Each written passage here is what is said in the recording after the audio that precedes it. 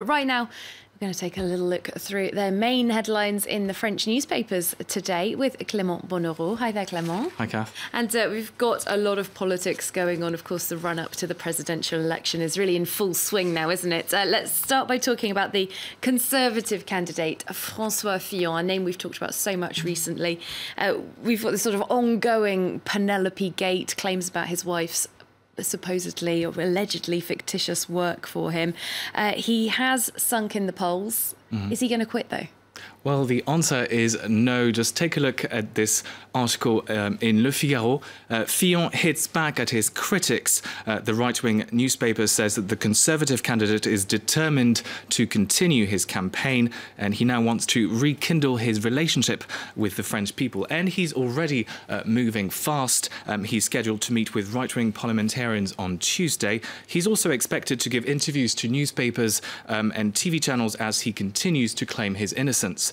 The stakes are high. Recent polls place him third in the presidential election, behind the far-right leader Marine Le Pen and centrist candidate Emmanuel Macron. And that is a slip for him, isn't it? Because he was up in the top two, depending on which poll we were looking at quite recently.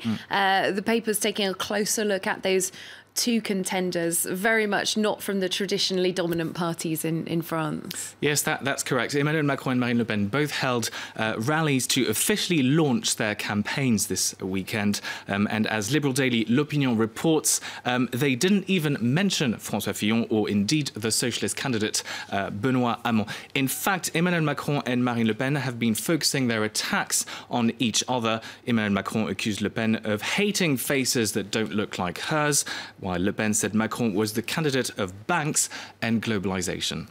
Well, let's take a bit of a focus on Marine Le Pen, as many of the papers are doing this morning. She unveiled her manifesto just on Sunday.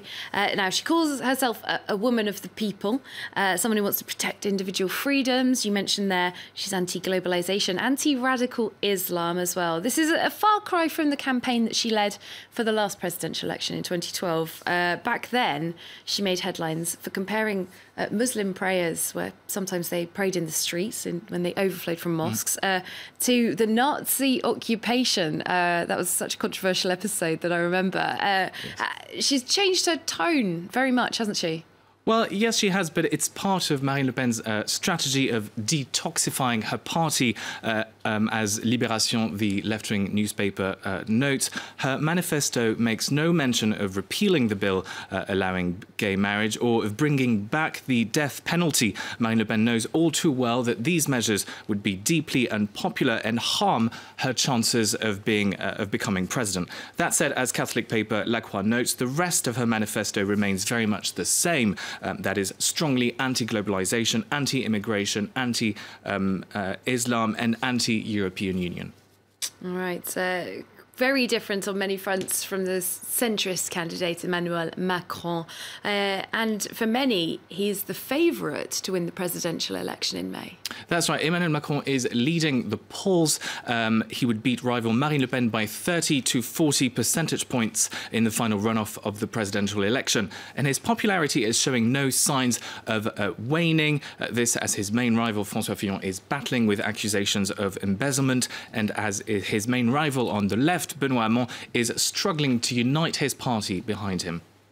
Now, we ought to take all of these polls with a pinch of salt when it comes down to the precise figures, oughtn't we? But it certainly is true that Emmanuel Macron is enjoying quite broad success. He was virtually unknown just 2 years ago, though. What are the papers saying is behind his popularity? That's right. Well, Les Echos, which is a business daily, argues that one of the reasons why Emmanuel Macron is so popular is that he's never held elected office. And as such, voters see him as someone who does not belong to the corrupt political elite. He's seen as more honest than rivals Fillon and Marine Le Pen. And Macron has made this one of the key themes of his campaign, really. He wants a democratic revolution. He wants to build bridges between left and right.